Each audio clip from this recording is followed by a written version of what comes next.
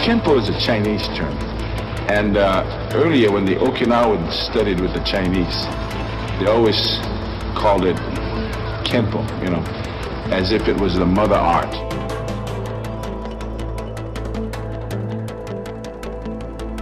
The thing that's special about this is here the first Americanized version that's been introduced to the American public.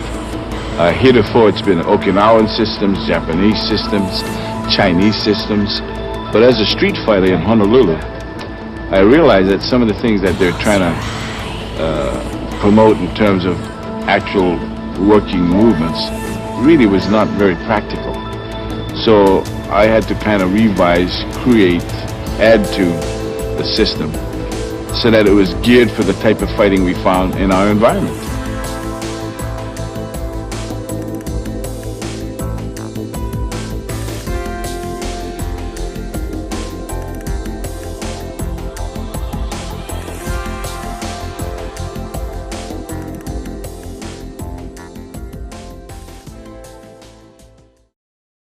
I'm Ed Parker, often called the father of American karate, sometimes called the godfather of American karate.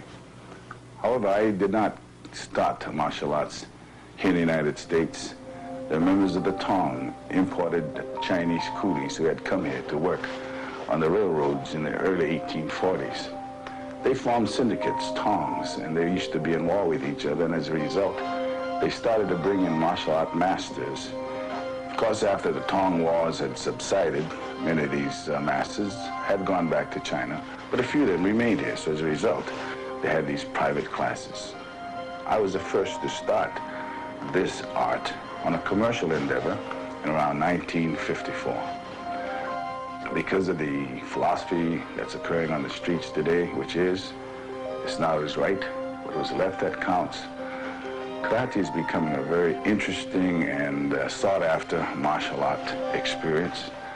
Number one, to learn how to fight. However, fighting is not a big thing in terms of our training. We try to teach, especially the children, our students, into learning how to fight so that fighting does not become an important thing in their life. The actual history is lost in the antiquity of time, although the Chinese are given credit for it. They fashioned a lot of the weapons after observing the fowls and the reptiles and beasts of the land. So they fashioned the tiger claw, the eagle's beak. Then the Okinawans picked the art up, and during the era back in about 1704, their weapons were confiscated, so they developed the art which we now have and call karate.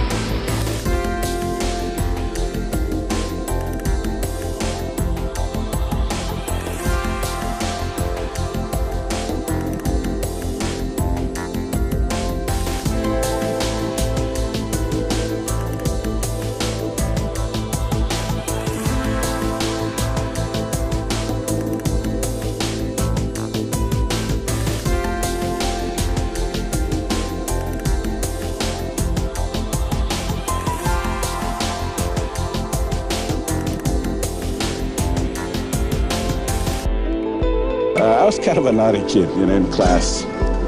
And the teacher told me, he said, Ed Parker, you'll never be a success in life. I took it to heart, and I only wish I could find that one particular teacher now and thank him for those kind words, because that was the driving force that told me I'd never be the monkey with the cup, but the organ grinder.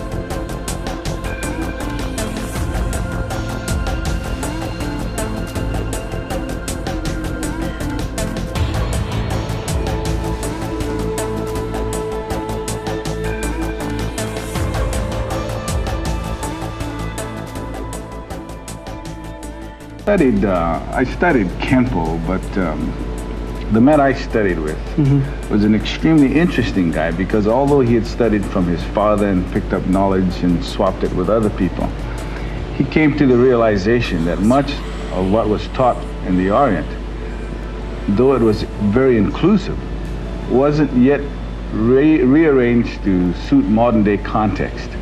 So he found that there's a lot of changes needed in order to make it work in our present day environment. And it was because of him that I began to think this way from my early years.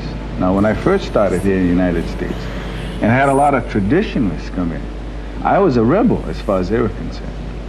But you know, it's the guy that comes out in the end that really counts. And being a street fighter myself, I went along with this trend of thought.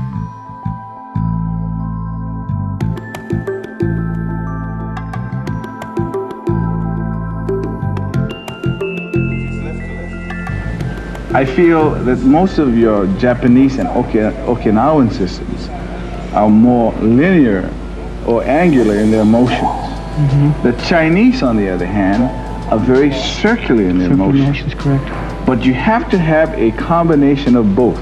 Like you have to have good feet, you have to have good hands.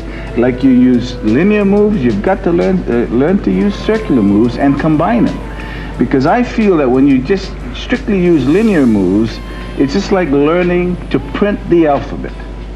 After you learn to print, what do? You learn how to write in script. Simplest way to. And that's the script has a composition of both linear and circular movements. And that's why it keeps flowing, like your stuff. I mean, your stuff is the script writing of the arts, not print writing, you see.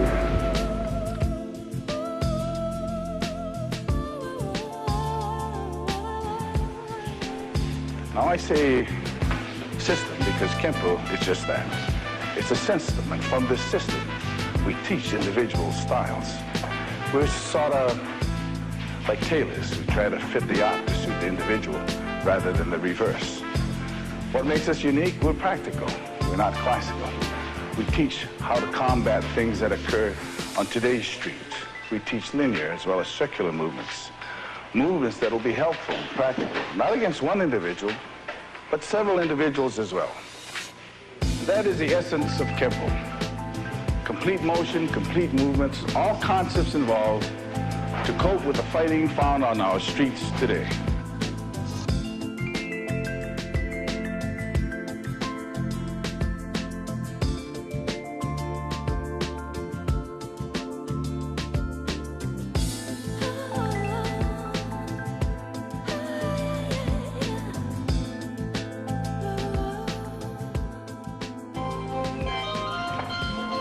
Now that you've had some insights in terms of Kempo, perhaps you're wondering whether you could do it also. Yes, you can. This art is not restricted to any age, nor is it restricted to sex. Each and every one of you can learn the martial arts.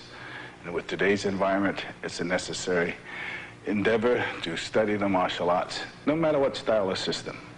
You could also perform these movements if you but try.